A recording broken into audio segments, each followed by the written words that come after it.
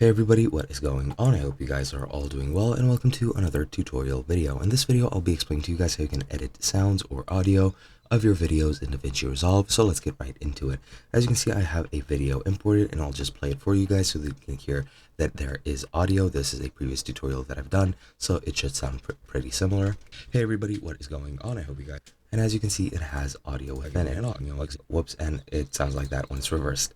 But yeah, what you can do to edit your audio, you can go into Fairlight, which is the second to last icon in the bottom row, and you have this here menu. You can use whichever tools you want to your heart's content here. For example, I'll use the equalizer to make the sounds sound better. So I'll just go to the equalizer here under the mixer, make sure that the mixer is turned on, then double click the equalizer, and here you can make a couple of edits. Now, if I press space, you'll hear it just as it is normally. Hey everybody, what is going on? And now I'll drag the 5 a bit up and to the left to make it sound a bit sharper. So just listen to what's happening. I hope you guys are all doing well and welcome to another tutorial video. In this video, I'll be explaining to you guys how as you can see, the audio sounds a bit sharper. To even make it better, I'll change it into this sort of wave shape and hover over the 5, scroll down to make it a bit larger and put it in the correct place. You can add a timer in PowerPoint, so let's get right into it. I like how it sounds there. I'll also add band 6 and change it to around 15K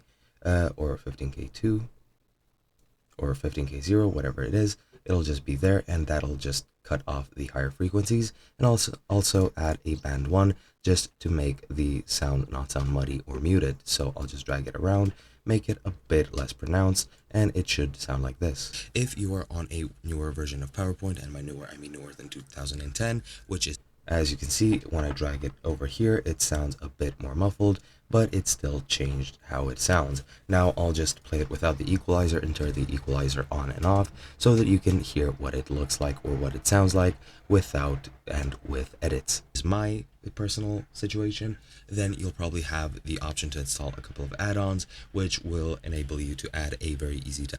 As you can see, that edited the sound. You can also add or remove gains to make it either quieter or louder, depending on your choices. And that is pretty much it. That is one way in which you can use, Davinci Resolve to edit your sounds and make them sound a bit better. And yeah, that's pretty much it. Hope you guys enjoyed, and I'll be seeing you guys in another video.